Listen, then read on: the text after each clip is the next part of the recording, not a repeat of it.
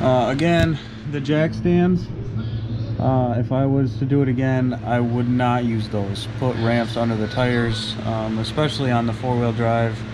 You need all the room you can get. You're going to want to make sure you got a lot of extensions for that. Again, those are 21 or 13/16. And then the cross member were 18 millimeter. And then the drain plug and the skid plate were all 15 millimeter, 10 millimeter for oil pan and almost everything else. So yeah, I mean, overall, not a lot of tools. Just make sure you have the right extensions. I would advise getting much more brake clean than I had.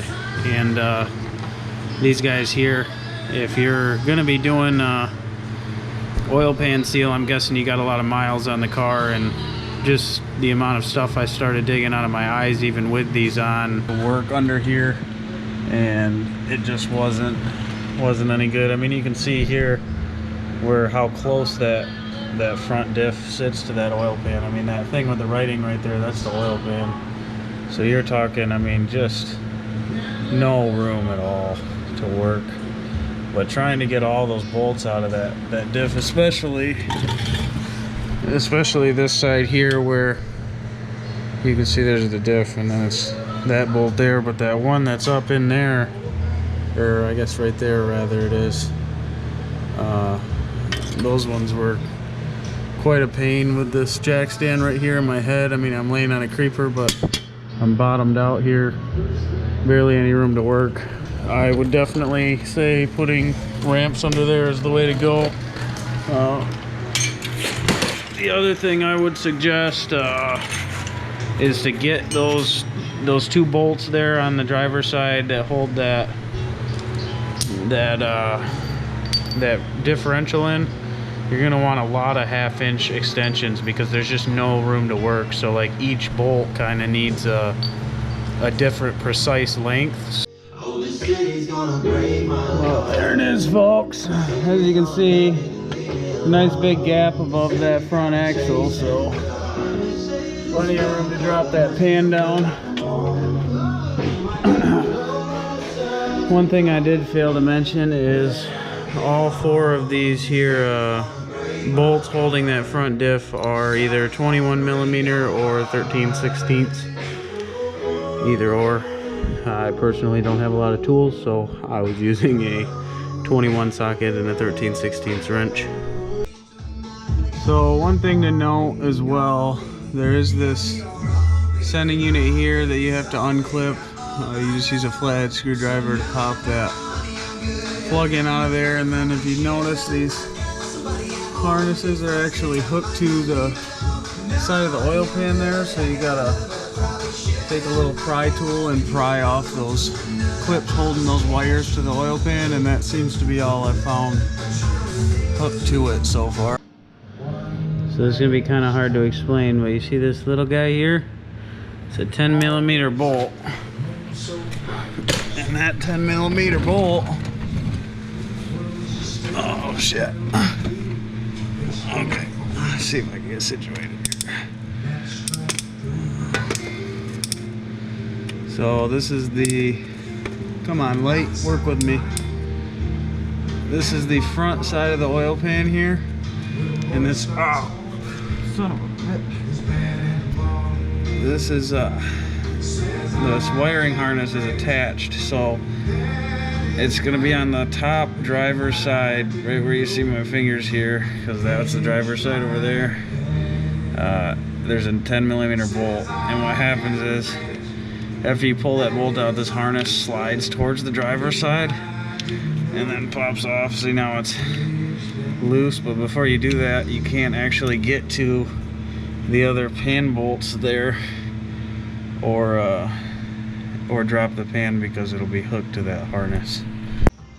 So another mystery 10 millimeter bolt. You can actually see that little circular notch out right by where the hose clamps are, directly behind the line there. I would show you a little better if I could figure out something to do with all this light right there. You can see the bracket where it was bolted. So that's actually the same bracket that I showed you the bolt on the front. So basically it's wrapping around the oil pan, and but now I can get to that other pan bolt there. So I'm gonna keep working my way in a circle around this pan, pulling out these bolts. Another thing I noticed is back here, I'm not sure if this that little silver bolt there, if that has to come out, because it basically looks like it's like a shield or a bracket for the starter there. So I don't know, I may or may not have to take that bolt out. And then it looks like this bolt here and right there on this, the bell housing, whatever you call that thing here on the bottom, also hooks to it. So I'll probably have to pull those two bolts. But as you can see, I started pulling some of the pan bolts, but I'm just going to keep working that around, and if I run into any more of those problems that I haven't already told you about, I'll see you again. Otherwise, hopefully next time you see me, the pan will be on the floor. So I got it out. Looks like all of the pan size or pan bolts are the same size, except for these two are the farthest towards the tranny. And then obviously the two bigger bolts I showed you earlier that hooked it to the bell housing. And as you can see, it is out. There is plenty of evidence of failure of the original gasket. And while I'm at it, you can see the sludge down in the side there.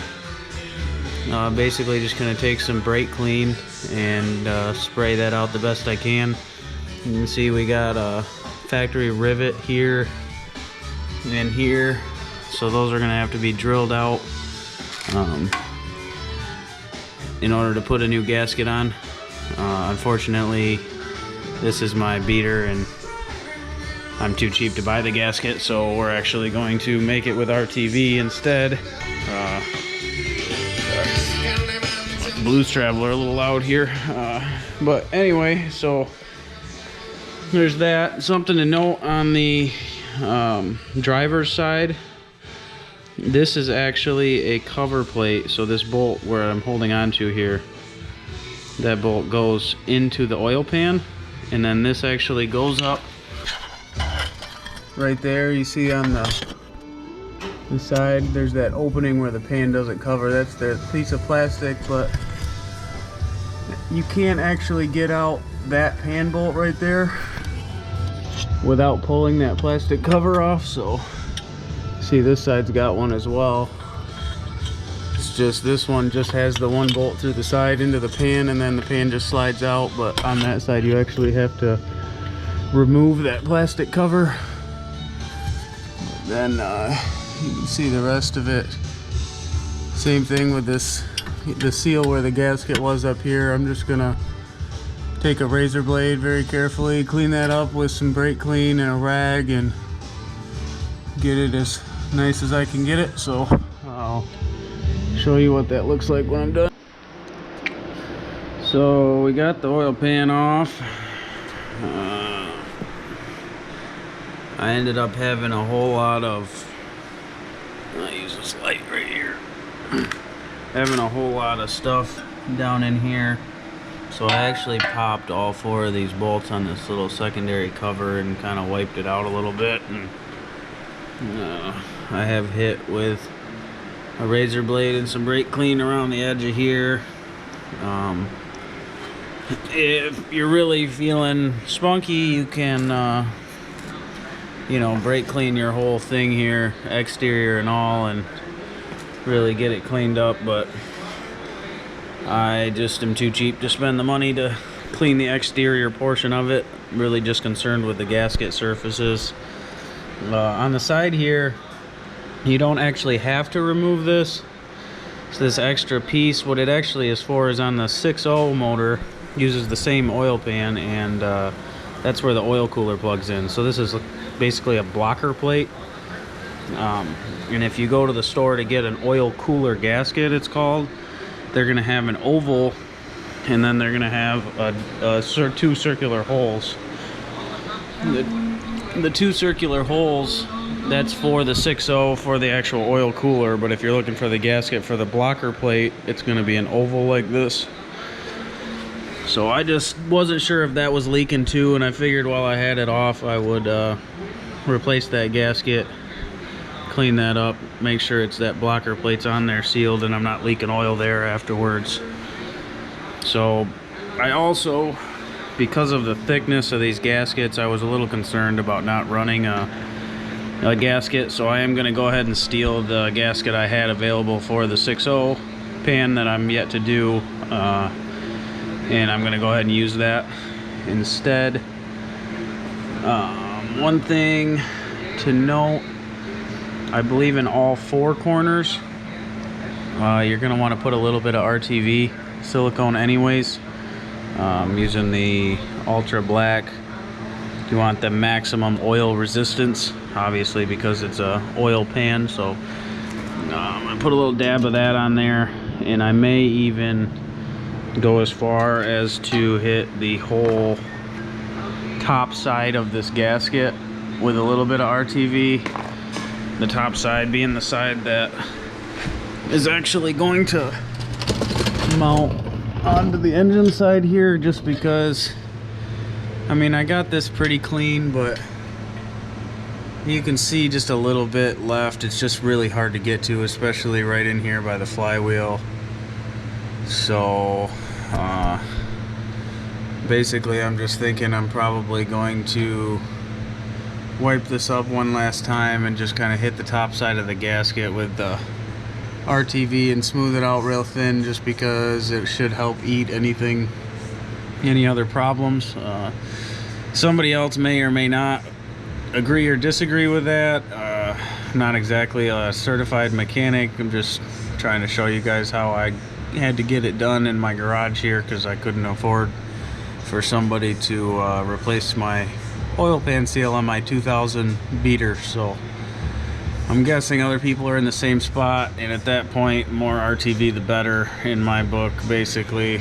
You can see here on the ends, that's the four corners I was talking about putting RTV, because you can see the actual gasket surface that it's going to attach to breaks. So just to eat that, anything that might get in that little gap there, just gonna put some RTV. Good news is, as you can see up in here, that flywheel looks dry. All of that looks pretty good. So I'm hoping most of this oil leak was from, see, you can see it's still hanging out down here on the bell housing. I'm thinking all of that was from the pan itself, not the rear main, which, hooray for me, because I didn't want to drop this transmission, and honestly I probably would not have, even if it was leaking. This is my, like I said, 300,000 mile beater. I'm just trying to stop the oil from leaking enough to get the engine to the end of its life. So that's where we're at. One thing I would like to mention here is that all these bolts, I mean, I'm at the very minimum wiping them down. If it was a vehicle that I wasn't, basically it wasn't my beater, like it was a vehicle I cared more about, I would probably definitely suggest washing all these, either cleaning them up with brake clean, hitting them with a wire brush on a grinder maybe, just making sure all those threads were 100% clear. And I mean, same thing with the pan. If it was a vehicle, a newer vehicle maybe that I was looking to keep for 10 plus years, I would definitely clean the outside of the pan. And I mean, really, as far as anything that you take off goes, the cleaner the better, really. In addition to that, these larger bolts that came out near the bell housing there and through the bell housing into the pan are also 15 millimeters. So then the oil pan themselves were 10 millimeters. So the only thing I have used so far is a 15 millimeter, a 10 millimeter, and that's what we call it, 21 and 13/16 for to drop the front diff. Trying to think of what else. You want to have a couple extensions as far as using that whatever size wrench you're going to be using, I guess. And then there was the 18 millimeters for the let's see whatchamacallit, the cross member here. So that's my tools thus far. So I did end up using RTV and the gasket on both sides of that cooler blocker. I don't know, it just makes me feel better about it. Say what you will, or I mean, lots of other guys have different opinions. Like if you're gonna use a gasket, don't put any RTV. Some guys always use both. Some guys only use RTV. So I don't know. I mean, to each their own. I personally am choosing to use both. I'm gonna put a thin layer on that side of this one here, and then I'm gonna go ahead and hit the other side when I set it on there, paying special attention to those corners that I told you guys about. I also just figure it'll help hold it on the pan while I get that slit up in there. So I just wanted to show you guys how I was doing it, just a thin little layer, and do it how you feel like it's gonna work for you. So again, extra attention to the corners there, and it'll kind of smear out a little bit as I get it up in there. I just got the holes kind of lined up, and I'm gonna try to pick a couple of the two easiest holes, hopefully on either end here, to get started, just to get it centered and in place. And unfortunately I cannot hold a camera and do that, so we'll see what happens. Alright, so it's in there, torque down. You can see the little bit of RTV squeezing out there. Not gonna lie to you guys, I wouldn't attempt that alone. I have serious concerns about the condition of my gasket and the cleanliness of the seal itself, because as you can see with that four-wheel drive here, that front axle that I didn't drop, it does not leave you a lot of room. Let's see if I can do this two-handed here to get up and over here. And you'll notice even when I unhooked all those lines, they're real close to where the pan itself needs to slide in. So I mean, look, they're like right in the way there. And I mean, I put that bolt back on, but even when you take them off, there's only like an inch of play with all those, I don't know what that is. Looks like, oh, it must be a trainee cooler line there, those hard lines. But there's just not a lot of room.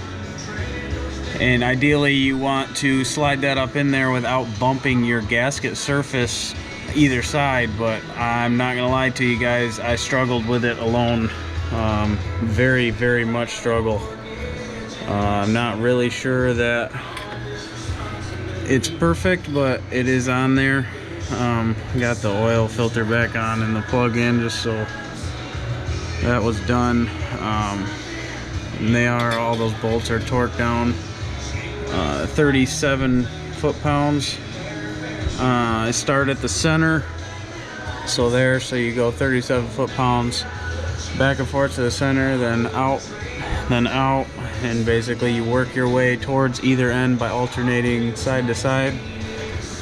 So once you get all them in there, then the two longer studs here on the end, those are actually only 16 foot-pounds, and then or actually, I'm sorry, those ones are the 106 inch-pounds, and then these two here were the 37s, I believe, or the 16. I don't remember what I even said. You guys can Google for yourself the torque specs. And if you don't have a 1/4 inch torque wrench, then if you used a 1/4 inch ratchet and just stretched them, just basically you turn the bolts until they're questionable, until they're about to break off. If you've done a lot of garage work, you probably know that feel point where you know you're about to cause damage, so stop there. I mean, it is just an oil pan. I know it says right on it, torque specs matter immensely, but because all you're holding is oil from leaking, it's not like you're basically torquing a head down. it's probably all right if you just torque them to the best of your ability. But again, I'm not the mechanic. I'm just trying to show you guys how to do it yourself. I'm just another DIYer, so don't take any of my hack advice for gold. But I haven't had very many problems in the past, and you know, I guess if I have problems with this, I'll let you know. But from here, I just need to get this front axle back up. I got those 2 bolts to put on there. Then I gotta get this slid back up in there, and then that one up there back in. So that little bit of stuff, and then get the cross member and the skid plate there back on. Just a little bit of stuff left to wrap up. Get the oil in there. So yeah,